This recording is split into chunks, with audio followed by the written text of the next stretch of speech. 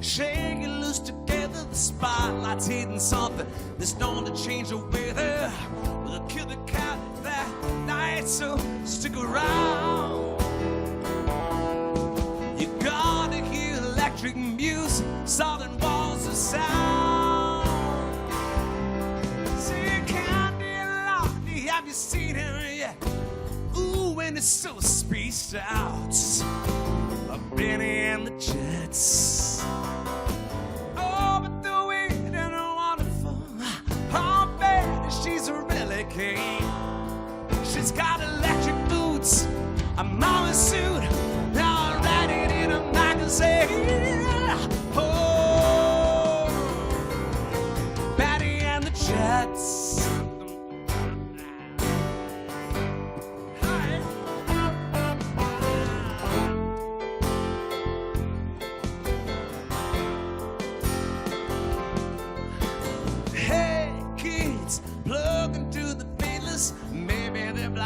But Benny makes them ageless. The shaman's smart. Let's take ourselves along. Where we find our parents out in the street to find who's right and who's wrong. Hey, Candy, have you seen them yet? Ooh, and they're so spaced out. Benny and the Jets.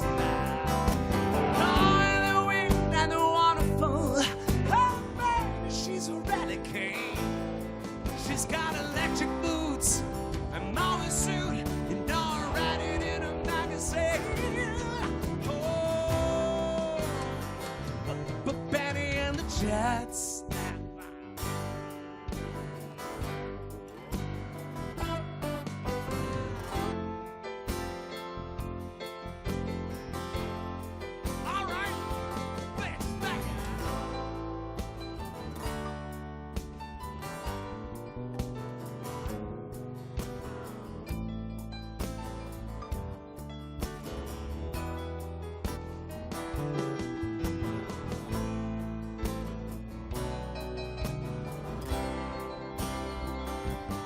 Say, Candy, have you seen him yet? Ooh, and they're so spaced out.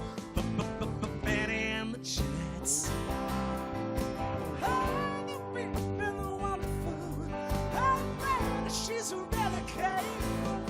She's got electric boots, a mama suit, all writing in a magazine.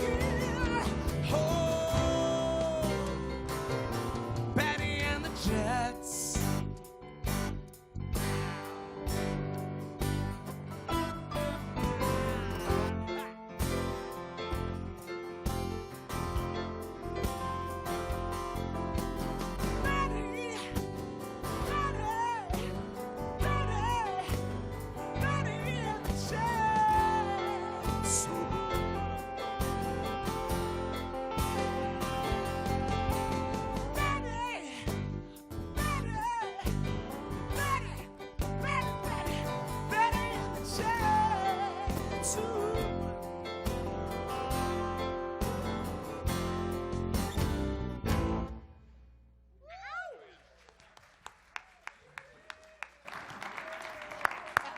Nice job. And Elton, would you stand up there, Elton?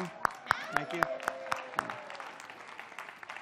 Well, I asked at the first service, I said, okay, so, this morning's theme is on curiosity and maybe the questions crossing your mind. Why would they be doing Benny and the Jets at the beginning of worship? And then several people said, that question never entered our mind. I keep forgetting where I am. But I invite you, because we do sit around and we sort of brainstorm on this thing, like how do we weave these songs and what are we talking about here? And Benny and the Jets is such an amazing song, and we have such an amazing band to pull it off that of course we're going to do it anyway. But the idea, how many times do you go to the counter at the store, at the grocery store, the drugstore, whatever, and you see all of the images on the magazines, right? You see all of the way life is supposed to be, all the glitter, all the shtick, all of the extreme, and then life ends up being modeled. Baudrillard, a famous French philosopher of postmodernism, had said that at some point in reality, he was an early 20th century philosopher, he said at some point reality stops being reality. It starts being an imitation of reality. And then when does reality suddenly become the imitation of what it was? And that's kind of where we are, right? I mean, we watch our politicians right now, and it's like a reality TV show, and what do we want to look like? Well, whatever's on the magazine. And so we constantly are dealing with, what does it mean to be authentic? What does it mean to be authentic with faith? What does it mean to be authentic in life? And maybe that's a question of curiosity that we need to ask. So let's open with a word of prayer. I'm going to invite you all to stand. And while you're standing, I forgot to mention the announcements, but you wanted to stand anyway. So we're going to stand for a second, and then we'll have our blessing, our prayer. But I want you to notice on the back of your bulletins, just real quickly, because we have a couple of things I want to make sure you know about. They start this week. They start today. They start this week. We've been talking about improv first. In particular with this series, Big Magic, it's a great opportunity to really experience sort of the fun, surprise, the unexpected, the idea of being present to what might happen and being able to respond to that freely without preconception. Now, improv is all about that, as well as it's about just pure, instantaneous fun and hilarity and silliness and getting out of your skin. So I hope you'll be able to participate in that. The size is limited, but we've been running about 12 to 15 students each time we've done this, and so we hope you'll sign up for that. It's not a registration ahead. Just show up at the class across the street, 1 to 3, and then you can pay there, and you just let us know that you're going to be doing it. If you can't this Sunday today, because I know it's been rainy and there've been some other issues, just let us know that you're still interested, and we'll make sure you're on that list. The other thing is that we're doing a yoga class, but it's not yoga like you would normally think of it. It's not an exercise yoga. It's more mind, body, spirit as a way towards finding a path towards creativity and a sense of wonder. Again, being present, paying attention, being aware. And our instructor, Linda Blanchard's a member of the church, but she's just back. She was in Nebraska for a number of years teaching there. She's a certified yoga instructor as well as a certified yoga therapist, and so it'll be an interesting class looking at all facets of mind, body, and spirit, as well as poses and movement and stuff. I take from her regularly twice a week and love it. I'm the person you see before you now because of yoga. Anyway. That's not much of a witness or testimony. But you'll love it, and it's 2 days a week. It's only $50 for the 5 weeks, so it's a really cheap thing. So I hope you'll do that. Register, let us know, call in on that phone number, and let us know you're going to be doing that. Wishful thinking happening every first and third Monday, so several people have asked about that. It's happening this Monday. If it's not in here, it's always first and third Mondays. I will tell you when it's not going to happen, because I don't always remember to put it in here. I hope you registered your attendance. If you're visiting with us for the first time, especially do so. Check in with Austin at the back. We got CDs of the band's music that we sometimes do in here, a lot of the original stuff, and we'll give you a copy of that for visiting with us. And we want to make sure that we know that you're all here, so register attendance. Let's pray together. Holy One, what a chance, what an opportunity to come together. We are so grateful to be present with one another. We are grateful for rain. We are grateful for the gifts of the cool and the wet moisture. Even when it slows us down, remind us that's perfectly fine to be slow, to be still, and to simply be awash in creation around us. For all of these things and the chance to be here and to be open, we give thanks. In the name of the one in whom we live and move and have our being. Amen. So, this morning we're going to sing Morning is Broken. Bring your registrations forward. If you have an offering, bring it forward, and we'll sing this great Cat Stevens hymn.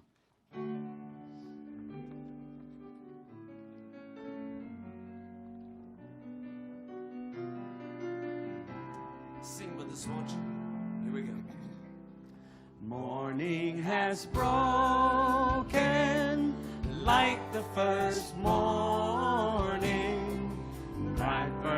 has spoken like the first bird. Praise for the singing, praise for the morning, praise for the springing, fresh from the world.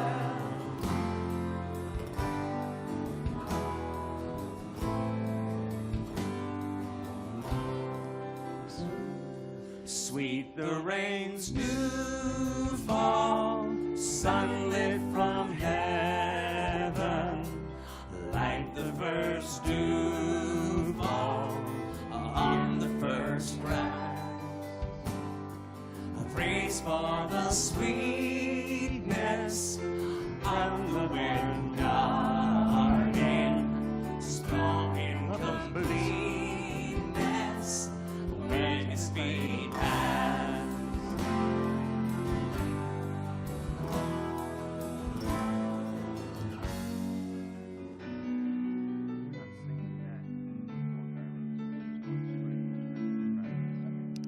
Mine is the sunlight, mine is the morning, born of the one light, even soft play.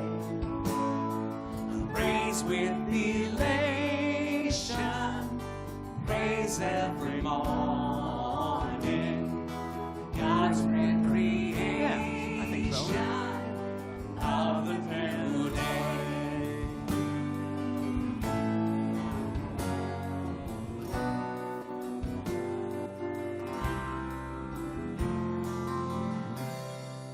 Morning has broken like the first morning. Blackbird has spoken like the first bird. Praise for the singing, praise for morning, praise for the springing, fresh from the world.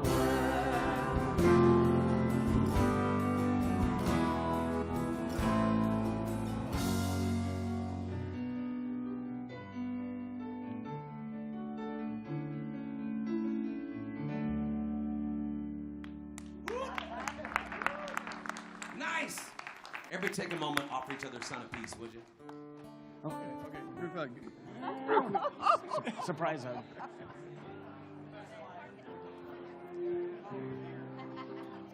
Who are you? Made it. Who are you? Tell me who you are again. Todd Todd Smith. Oh, yeah. Do you come regularly? Not lately. Nice to see you. Yeah. Good to have you here. Hey, heads up. You're doing the ringing, right? You're doing the ringing? No, she does the ringing. Yeah. I haven't seen you guys in a while. Yeah. You're doing the ringing. I forgot. Nice. I love that. Right here, there's no song. So after the scripture poetry, scripture reading, no song before Kairos. So while the scripture reading's going on, just go on back and Sharm will.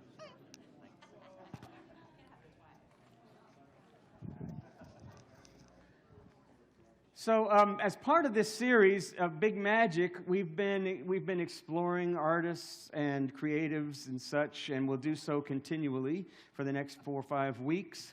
And last week we had Elizabeth Ellis here. Many of you were here and got to hear her, a storyteller. And then today we have poetry, but I decided we would just pull off we have a number of poets within our own community, some of whom we've have read their poetry before, and so we wanted to celebrate it. Also, because many of you know that April is what month?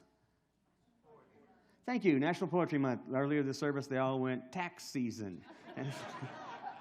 Uninspiring. Yeah, it's Poetry Month. It is. And so we have 2 poets from our own community that we're going to listen to this morning. And Byron Searcy, longtime member of this church, go way back, and a longtime member in this community and businessman who's done a lot of real estate over the years, has also been a poet for many of those years on the side. And he's in our book group and just a wonderfully insightful person to have around, and then to discover this poetic side of him.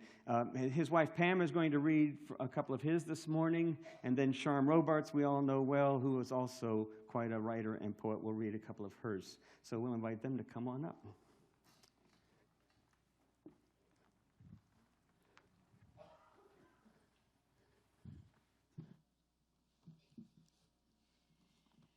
is called the consciousness of things. The computer has changed the world, but has the world changed? A soda shaken spews and spills its contents like an angry person loses composure.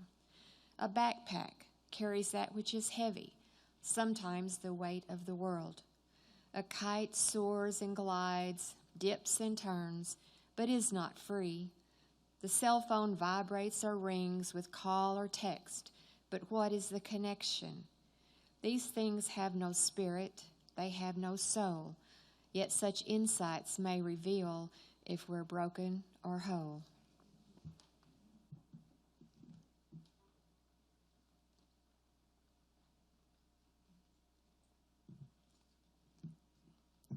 My poem demonstrates that curiosity starts with not knowing. It's okay if you don't know, because most people don't, but we sail on anyway, even when the stars aren't aligned and the traffic lights are burnt out on both sides. Just because you don't know doesn't mean, well, anything, except that you don't know. So you can strike out, and believe me, the road will be crowded. You won't be standing out there alone, naked in your underwear or something, like that dream you're always having. But what if you did? Because the thing you don't know, the thing you wonder about, squeezes between the nouns and adjectives of your life looking for a verb. So what if? What if you ask that question, stick your head around that corner? What if you pull a book from the bottom shelf? What if you gaze into a kaleidoscope? You never know is one of my 2 favorite mantras. The second one you'll just have to ask me sometime. But for now, what might happen if you rearrange the furniture of your life? If you test out that small seed theory and make a mad dash in the middle of a solemn retreat?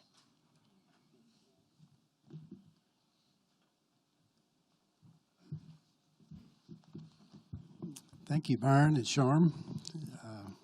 Lovely. Around the year 90 AD, a man named John was banished to a little tiny island in the eastern part of the Mediterranean, between Greece and Asia Minor. That little island was named Patmos.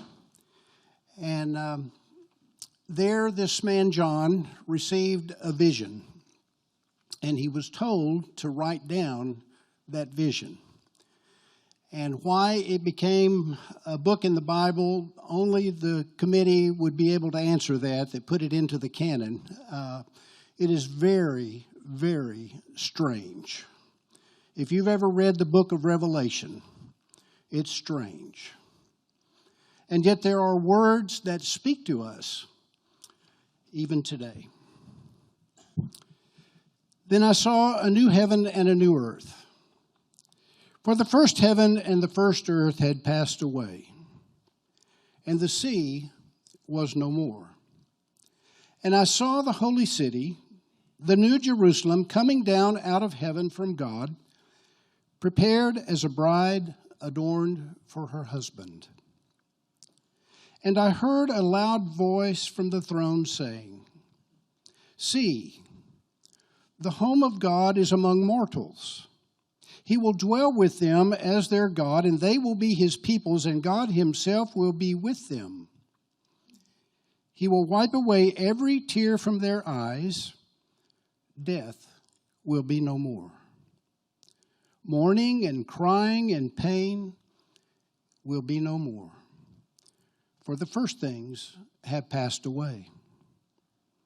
And the one who was seated on the throne said, "See, I am making all things new."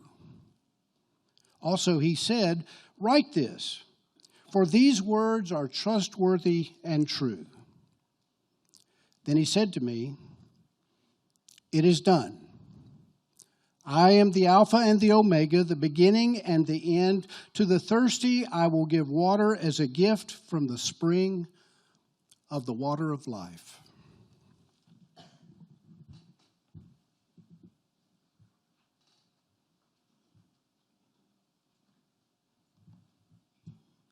And now this is our Kairos time, our time to sit quietly together. If it feels comfortable to you, just close your eyes. As our friend Mary Allen says, just let the chair support you. It will.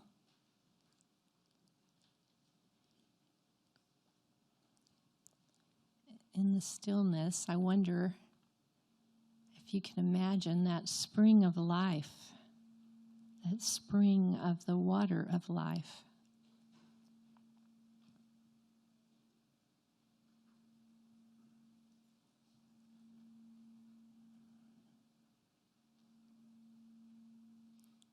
The vibration of the bowl with its tones going up and down and around.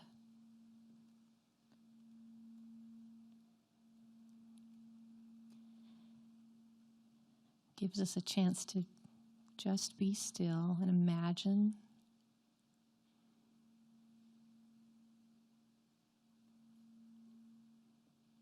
To rest our hearts from the things we cannot control.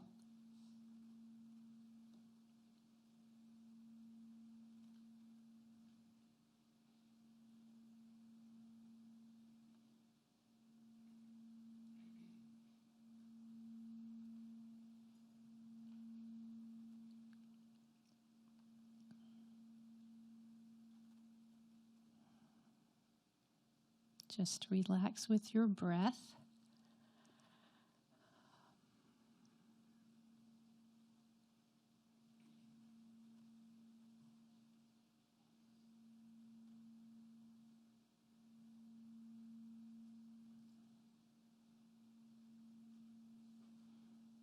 It's possible to do this throughout our day.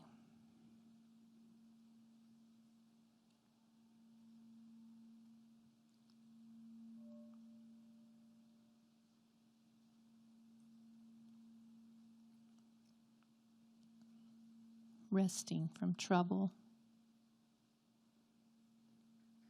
but never giving up hope.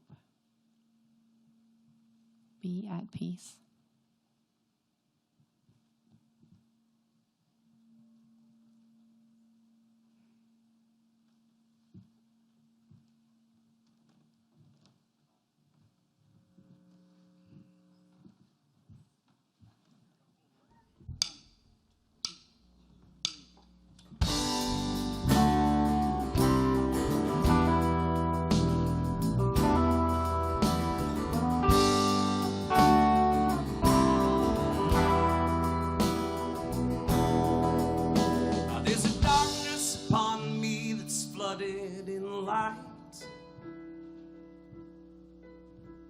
In the fine print they tell me what's wrong and what's right. And it comes in black and it comes in white, and I'm frightened by those that don't see it. When nothing is owed or deserved or expected, and your life doesn't change by the man that's selected. If you're loved by someone, you're never rejected. Decide what to be and go be it. There was a dream, and one day I could see it.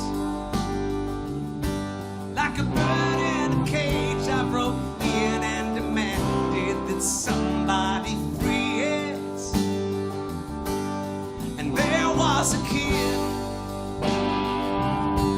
with a head full of doubt. So I screamed till I died, and the last of these bad thoughts are finally out.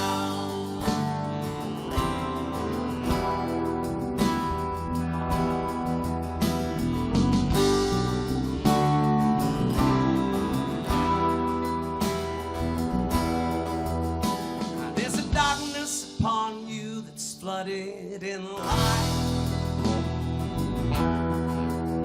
And in the fine print they tell you what's wrong and what's right. And it flies by and it flies by night, and I'm brightened by those who don't see it. There was a dream, and one day I could see it. Like a bird in a cage, I broke in and demanded that somebody free it. And there was a kid with a head full of doubt. So I screamed and I died, and the last of those bad thoughts are finally out.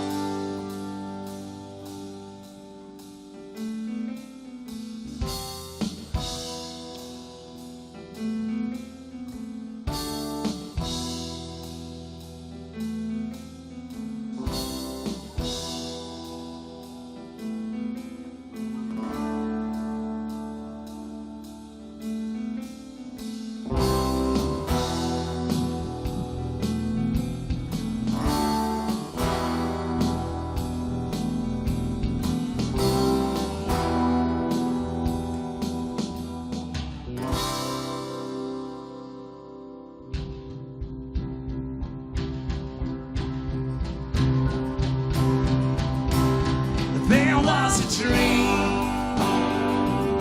and one day I could see it.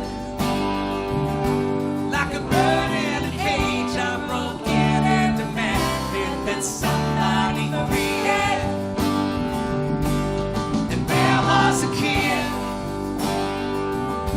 with a head full of doubt. So I screamed till I died, and the last of those bad thoughts are finally out.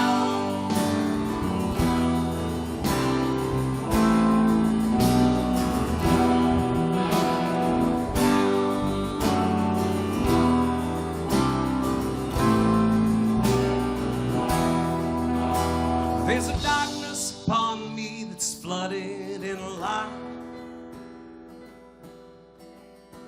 In the fine print they tell me what's wrong and what's right. Well, there's a darkness upon me that's flooded in light, and I'm frightened by those that don't see it.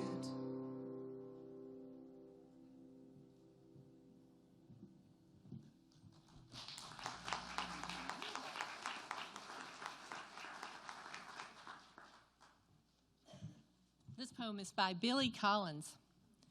On turning 10, the whole idea makes me feel like I'm coming down with something worse than any stomach ache or the headaches I get from reading in bad light, a kind of measles of the spirit, a mumps of the psyche, a disfiguring chickenpox of the soul. You tell me it's too early to be looking back, but that's because you have forgotten the perfect simplicity of being one and the beautiful complexity introduced by two. But I can lie on my bed and remember every digit. At 4, I was an Arabian wizard. I could make myself invisible by drinking a glass of milk a certain way. At 7, I was a soldier. At 9, a prince. But now, I'm mostly at the window watching the late afternoon light. Back then, it never fell so solemnly against the side of my treehouse, and my bicycle never leaned against the garage as it does today, all the dark blue speed drained out of it. This is the beginning of sadness, I say to myself as I walk through the universe in my sneakers. It's time to say goodbye to my imaginary friends, time to turn the first big number. It seems only yesterday I used to believe there was nothing under my skin but light. If you cut me, I would shine. But now when I fall on the sidewalks of life, I skin my knees. I bleed.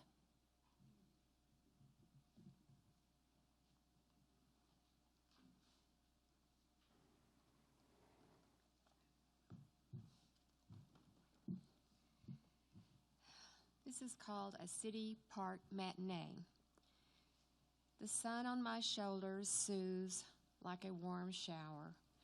Birds sing their ode to joy, adding to the ambiance of my solitude. An engine roar intrudes overhead, lifting its cargo in flight. Jonquils offer yellow blooms, waiting for me to notice. A train whistles a presence and its familiar warning.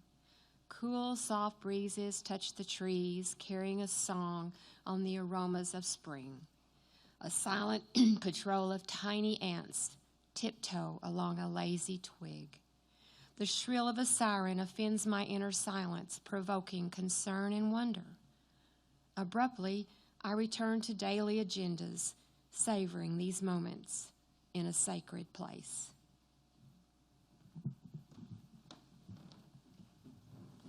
Thank Byron and Sherm for their poetry. It's pretty nice. It's pretty nice to have that gift in our community too. Thank you both for that. So this idea of curiosity is a leap of faith. Curiosity, of course, killed the cat, right? That's what killed the cat. I mean, that's what we think. I was with my son, Tim, 2 weeks ago, the week after Easter. They wanted to take me to this unusual, odd music festival out in Knoxville, Tennessee. Everybody's heard of it, I'm sure. It's called the Big Ears Festival. Yeah. You might have heard of Bonnaroo. A lot of folks have heard of Bonnaroo. And I can't remember some of the others. The same guy who does all of those major internationally known, well, South by Southwest, for example, same thing. The same guy who does those festivals around the country does Big Ears Music Festival in Knoxville simply out of his own joy, out of his own desire. It's like his little hobby. And maybe 2,000 weird, strange people come from all over the U.S. and beyond and gather for some pretty bizarre kinds of musical experiences. It's all very experimental. People like Laurie Anderson. I'm sure you all know Laurie Anderson, right? Okay. A couple of strange people. No, you know Philip Glass. You've heard of Philip Glass, the composer, the minimalist composer. He's done a lot of composing for both symphonies, orchestras, as well as movie scores. Well, they were two of the featured people, and then all sorts of obscure artists. At any rate, my kids grew up on this weirdness. And so when they heard about the festival, they said, "Dad, we want to take you there for your birthday." And so Tim and I drove out there, and then Matthew met us there, flew into Knoxville. On the way there, of course, we had this great time together, right? It's a 14-hour drive to Knoxville. So 8 hours into the drive, we're in the middle-ish of somewhere around Benton, Arkansas. And it's late in the afternoon. Sun is setting. It must be 6 o'clock or so. So that bright sun out of the west is shining as we go to the east. And these little towns are sort of almost blinded. They're illuminated by the light from that sun. And I'm a little mesmerized after 8 hours of driving on the road. And I'm just sort of keeping on I-30, trying to stay focused. When out of nowhere, Tim goes, "Warning! Prepare to meet God." And I'm swerving off to the shoulder and back into the middle of the lane, and then suddenly I look over where Tim's pointing to the opposite side of I-30 at this billboard. "Warning, prepare to meet God." And I said, "Tim," and he said, "Well, I just thought we better be prepared. It's Arkansas. Who knows what's on the other side of that billboard?" And so, we calmed down. I calmed down. We got back on focus here. But I wanted to show this because, George Sutton, who's a retired clergy person in the Methodist Church, introduced Revelations. And it is a strange, bizarre book. And most of us are familiar with it because of the strange, bizarre things that get done with it, even 2,000 years after it's been written. And it's a curious kind of thing. It's hard to understand, but boy, do we try to make it fit in the 21st century, right? And so in the 20th century, we had all that great series, and maybe some of you loved it, maybe some of you read it. You might have read the Left Behind series. I won't ask for a show of hands. I read part of one of them, like the foreword, and then I couldn't get beyond any further. But there was a time when I was very involved in that. In fact, I used to sing Randy Newman's great song, "Left Behind." You've been left behind. Some of you all remember Randy Newman from the 70s? Larry Newman, not Randy Newman, yeah. I love Randy Newman, too. Larry Norman, yes.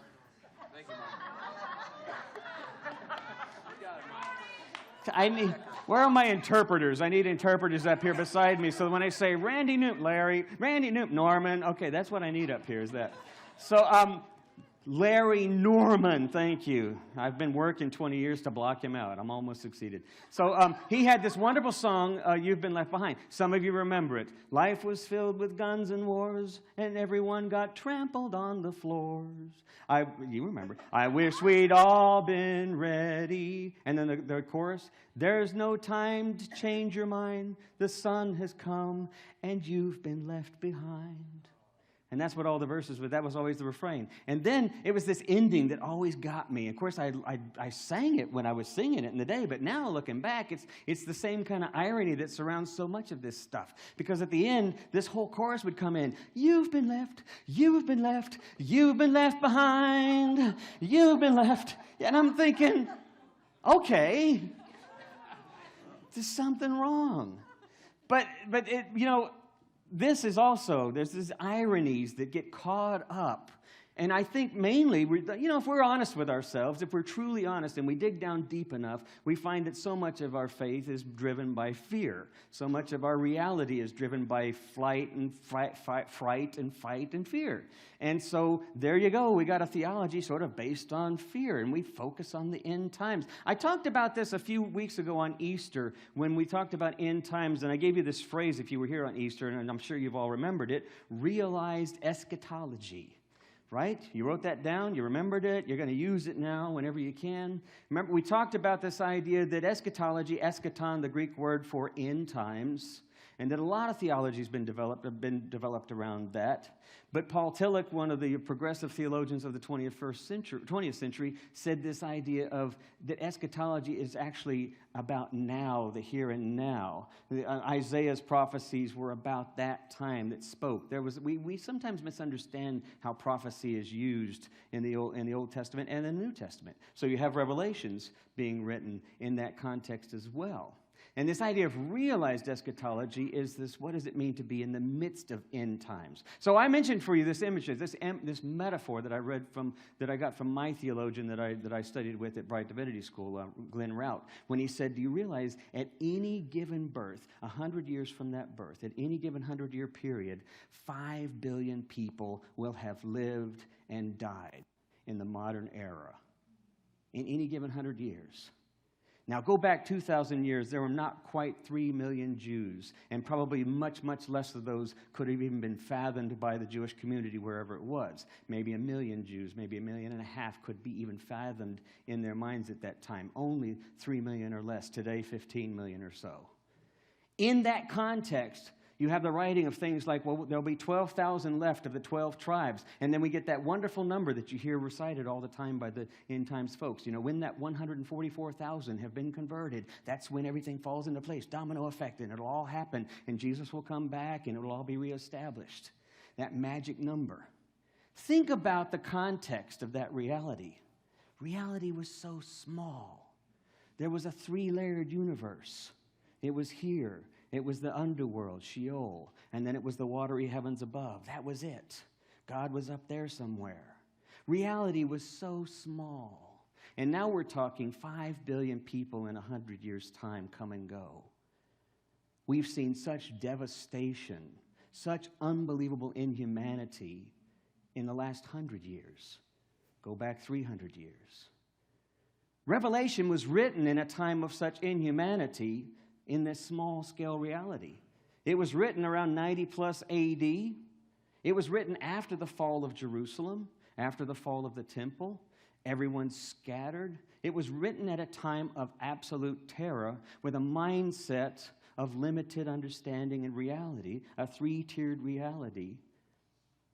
So there's this understanding and this hope, this deep desire that things would change. It's always been a part of the promise and the history of the Jewish faith and of the Judeo-Christian faith. In that sense, it's quite a shocking story, and it makes sense. But then when you try to take it 2,000 years later and you try to make it make sense now, what can you take from it? I think George is correct. I do think there's a lot of really good imagery here that's important for us because it's present in Jesus' teachings. It's been present throughout the story of faith. And that is when God comes in the midst of things and surprises, when things are made new. And that's where I want to take you today. I want us to think about how is this? How is reality made new? How is the God in our midst, the mystery in whom we live? Paul's words, the ground of our very being, how is reality changed? So when I thought of Revelations, I thought of this experience, and I wanted to echo that. And I also wanted to. We walked around the grounds of Knoxville, and as we did, let's go back here. As we did, we picked up a lot of these. Some of you might remember these tracts too. I used to pick these up a lot. In fact, I used to pass them out a lot back in the day. Probably you did too, Todd. I don't know. Chick tracts. Thank you. Not chick as in CHI. Not chick as in girls. Yeah, they were called. That was the name of the company. Yeah. And it's interesting because they still look like they're made in the 1960s, but they're still passing them around. And of course, they were passed around at the music festival because we were all going to hell. That was obvious. So they'd be at the doors, they would be on the sidewalks, and we would pick them up and read them and stuff. And the same sort of warning, beware, this sense of impending doom. Here's what's surprising. This is where I think we fail. And I'm jumping around here in my message. I hope I can find my way back to where I'm supposed to be. But here's the interesting thing. When you think of curiosity, when you think of faith and curiosity, one of the best images of that, of course, is, Jesus.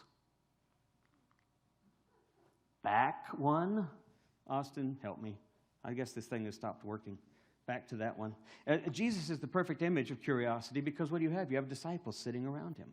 You have disciples hanging out. You have others listening. You have this great sense of people want to know. He tells parables, turns things upside down. He's like saying, what if the kingdom of heaven is like a mustard seed? And everybody around him is going like, why would that be? Mustards are terrible. Mustard seeds, they take over everything. They destroy the garden. What are you talking about if the kingdom of heaven? He was constantly taking things and turning them upside down, and everyone was curious. What if? What if? What if the kingdom of heaven is like a field and you stumble on it and you want to sell everything because now you found this treasure? What do you mean? You don't stumble on the kingdom. There's 5 books. There's the whole Torah to tell us exactly what we're supposed to be. What do you mean Jesus created curiosity.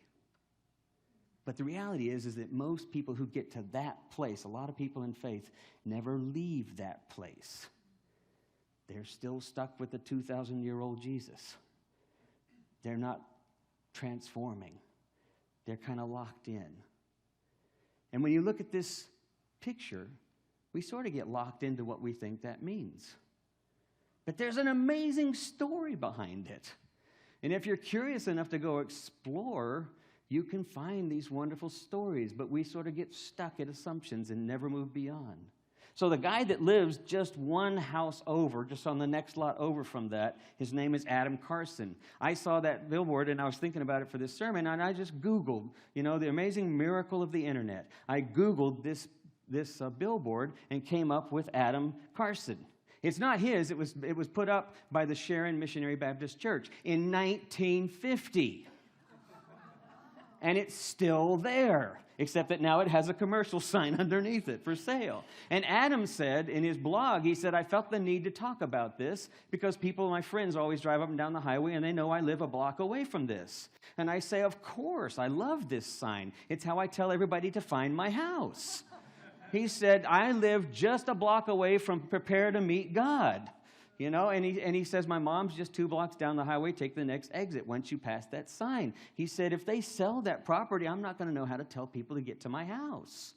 But then he talked about Sharon Missionary Baptist Church, which was, now think about this, the 1950s in Arkansas, right? So we're talking the gospel here, which is entrenched in racism, which is entrenched in exclusivity and in narrow-mindedness. And now we're talking about how we need to prepare. There's so much irony in the stories that we live by, but we never get behind them. We never dig much deeper than that. But for me, that's the whole reason why curiosity is such a profound gift, why we move forward. We reinterpret. We make sense out of things. For me to be in the midst of doubt and curiosity has only enlivened my sense of wonder and the presence of God's mystery. It's only enlivened that and opened up my attempts to understand how to relate more deeply with people in compassion. Incidentally, the word compassion and curiosity have the same roots. They both come from have a root with the word care, which means to be attentive or to be concerned. Curiosity has that same root too. So I want to think about you with you just for a minute here about this idea of curiosity.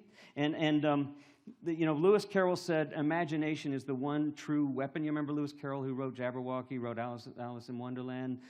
He said that imagination is the one true weapon in the fight against reality. Well, that's what curiosity is. Curiosity is that leap of faith, is that willingness to go past, is that willingness to think. Day before yesterday, Linda and I were in the garden, and I think you pretty much can understand that this is where we are with our reality. Oh, okay.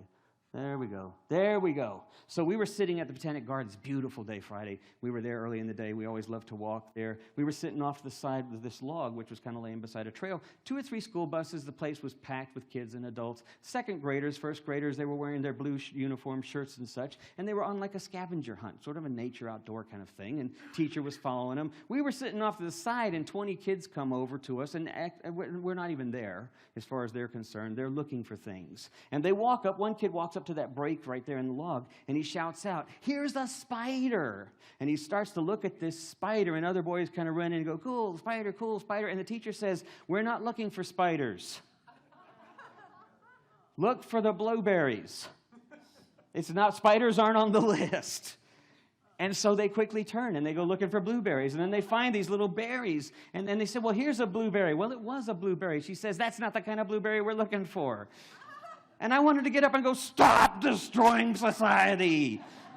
I just wanted to grab her, but I understand the reality of education. I understand the demands on education, but I don't even think we realize that we ourselves drum curiosity out of our lives. Because when we get overwhelmed with life, we never go to the curious path. We always go to the destructive path, even if it's the self-destructive. What was it Elizabeth Ellis said last week? We love to entertain ideas. We throw banquets for the negative ones. We throw banquets for the disappointment. We throw banquets for self-doubt. We throw banquets for resentment. But when it comes to nourishing hope or possibility or curiosity, we give it little bits of crumbs and a little bit of water. And that's about all it gets. And I'm watching these kids basically being subjective. And they're first graders and second graders. And my 3-year-old granddaughter, who we haven't done it to her yet. And she goes to Montessori school. Maybe they won't get there. But she's, the wonder is there. What does it mean? Who knows? Is that 4-legged creature a spider? Sure. It's whatever you want it to be.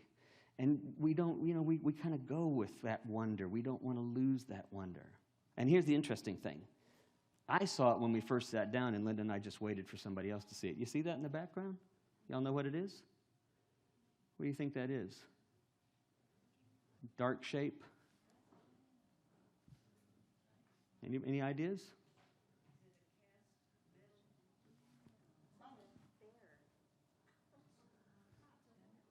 What does it look like? Looks like a raccoon, looks like a bear, looks like a cat. My wife said looked like a mustached old man. It was a log, right? Just a piece of driftwood.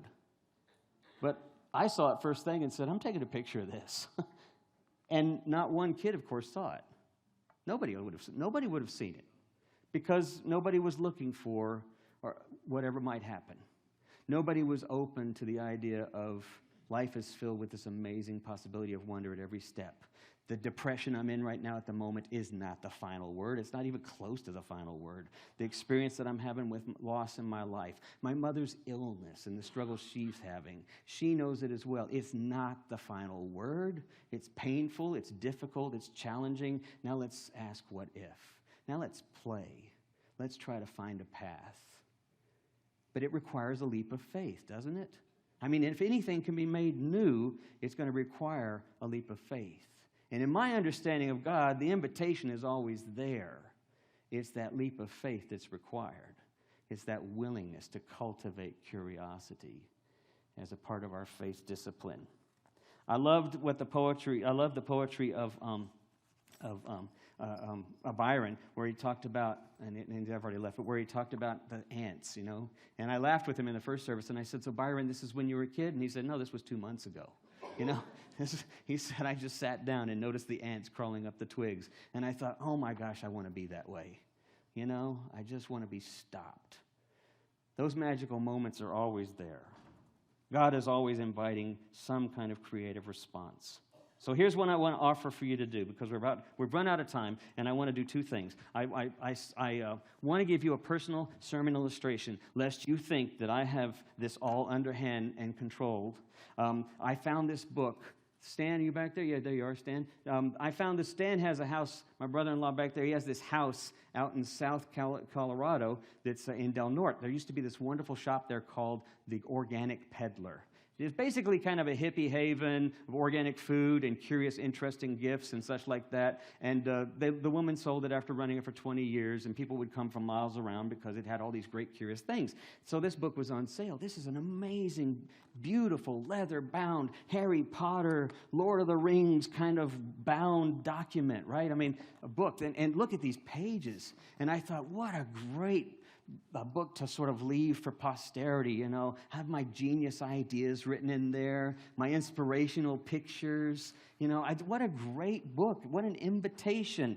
And then Jana walks in, Jana and Brad over there, where are Jana and Brad? Right back there. Jana and Brad have been involved here, visiting here, and are involved in improv, and she walks in with this Bible, which I love. So you see all the pages on the side, completely drawn all over, and then I love the pages on the inside. Let me find some here. Oh, yeah. So like that. Just drawn all over it, just pictures drawn. Laurie Simmons is always over there drawing with her iPad and creating images here, just, you know, just like that. My mother might have said when I was younger, don't do that. I'm so inspired by that. So I found this book, and I've had this book for now 8 months. And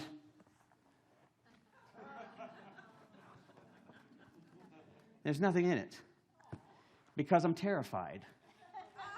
Because whatever I put in there is not going to be good enough, right? I mean, that book deserves only the best, and it's just not going to be good enough.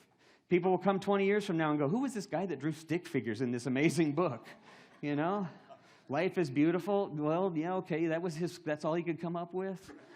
So it's hard for me. I can sit behind a guitar and I can create music. It's hard for me to write lyrics because I don't believe in my lyrics a lot of times. It's hard for me to write sermons because I struggle with the words that I'm going to speak. I just want to share that with you because this whole series of finding big magic is something I think we all struggle with at different parts in our lives because we struggle with challenges. We struggle with faith. We struggle with our purpose and our meaning. We struggle with doubt. DeAndrea had you all fill out some cards, and a bunch of you came back with cards. All of these amazing doubts, which I completely understood in so many facets of our lives. But doubt is an invitation to curiosity. It's not a bottom line, that's the end, it's a wall, how do I get through it? It's an invitation to curiosity. So with you, I'm pledging for the next 4 or 5 weeks to be not simply creative and come up with masterpieces, but just to go where I wouldn't go before. And maybe to even question what I've doubted before. And maybe to even stop and engage with a person a little more than I would before. Just allow curiosity to drive it. And I was inspired because at the hospital, I blogged about this. I read to my mom who's been in the hospital. She's doing better. She's stable and back in the Staten on the 3rd floor, so full care still, but she's better. But she was really having a hard day, and I was looking up material for this sermon, and I came across Lewis Carroll. And I read the Jabberwocky. How many of you know Jabberwocky? Right? You remember Jabberwocky and Lewis Carroll's crazy language and whatnot? And I read it to her, and she just started laughing. The first time she'd been laughing in days, she just started laughing at the nonsensical language. And it inspired me. So I went home. I want to end with this poem.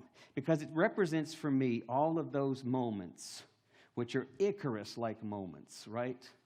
They're like moments that give us that chance to move beyond where we are. Who knows what will happen? But we move. So pay attention and forgive me, but I'm going to try to do my best to be Lewis Carroll here. It's called Resurrection After Icarus. Band, y'all can come on up while I'm doing that. Resurrected After Icarus for Lewis Carroll.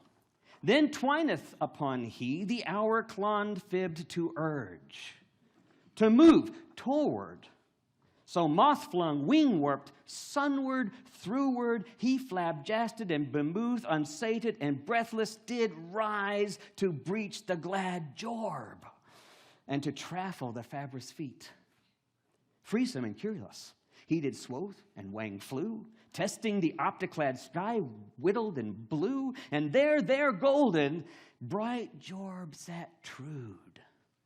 Then he, short-strifed, Sudden blanded, inhumanably, the treadleless grip, now flap free and stranded, let slip, and spun lossward, throughward, a shrill leaf flow, diswinged, diswinged.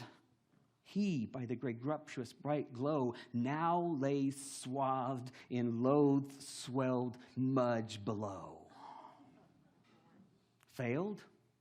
Fallen born? Oh, quisitive of the frab-jabbed future. False-faced and friends led by fright and flight and fight. Not then, nor evermore. For to have tried, to have tried, to have tried, and left the floor.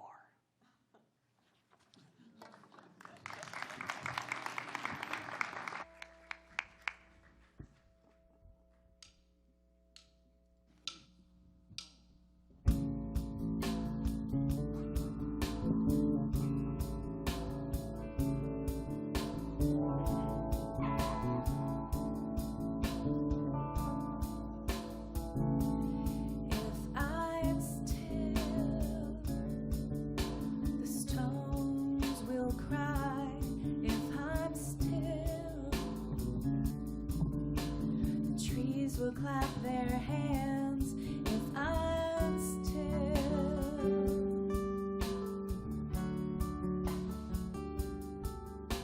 The mountains will roar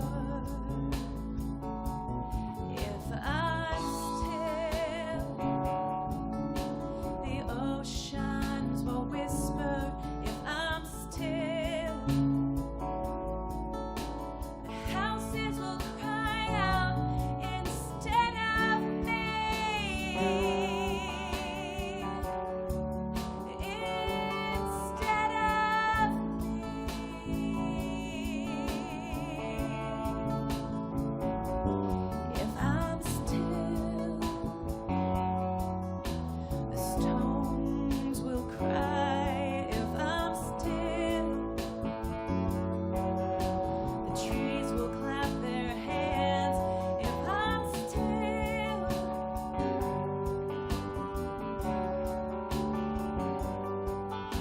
the mountains will roar.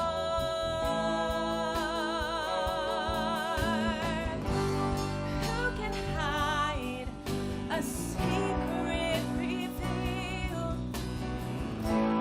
Who can stop a running fire? Like a deer thirsting for water, I long for more of you. I long for more of you. If I'm still, the stones will cry. If I'm still,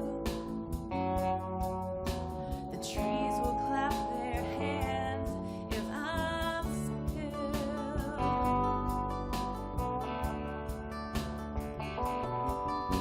the mountains will roar. If I'm still, the oceans will whisper. If I'm still, the houses will cry out instead of me. Instead of me.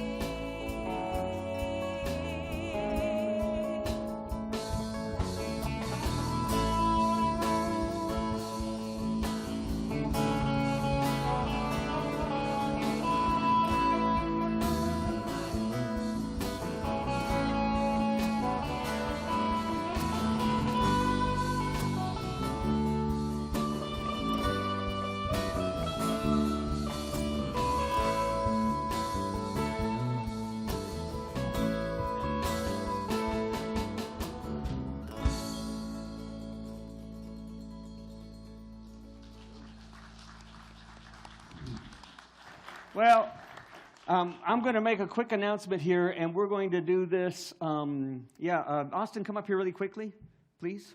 Quickly. Quickly, Austin. Don't look confused. You're in trouble now.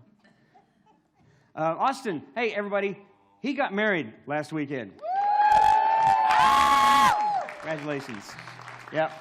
Nobody thought it possible, but yeah, he got married. And Josiah, is he back there? No, he's not back there today. But sometimes you see his kids back there, and we're really glad. And we're so excited to have you here with us. All what you've done the last couple of years, you've been with us, but especially glad to see you married. And we got you a little something. Got you a gift card and a little surprise inside there. That's a photo moment. Let's all stand for a blessing. And I hope that you'll take advantage of some of the classes that we're offering, because I think they will also help you to get a little further into the practice of wonder and the practice of curiosity. But also, just to give you an invitation, this week, as you open up your eyes, as you take your phone around and decide to take some pictures a little more unusually than you have in the past, just looking for those odd perspectives. Or maybe as you stop and take a moment to ask why this person upsets you so much. Or maybe to stop and think a little bit more about what you don't understand. Curiosity. What I invite you to do is, we got a website. The church, the 1111 has a website, and you just go to the church website, go to the 1111 event, open it up, there's a discussion page. I wish you would post stuff. If you get a picture, if you have an idea, post it there, and let's share with one another some of those experiences as well over the next few weeks. Let's have a blessing. Let's close our eyes. We'll pray. Holy One, for this time together, again, we are grateful. May our moments as we leave here open with gratitude first. May the invitation to see the wonder startle us until we make it a practice in our lives to expect it. Bless us from this place. Amen. You again. We do. Don't forget, if you're willing to put an envelope, I'll do your thing. I told you, but don't forget, I do bad deals if you're willing to put an envelope, I'll do that. Oh, yeah. I hadn't thought about that. The song that I do the most is called I Can Only Imagine. It's a praise song. Let's think about that. We've never done that in here. That frequency on the I know it, so that's Let's think about it. I'm open to it. I'm sure, I'm comfortable with pushing that envelope if you are, so. Thanks. Oh, yeah, thanks. All right. Good to have you here. This is where I came from. We're learning about what we're doing right now, too. Oh, yeah. Yeah, we were learning about it right now, too. So, Uh-huh. so same spot. There you go.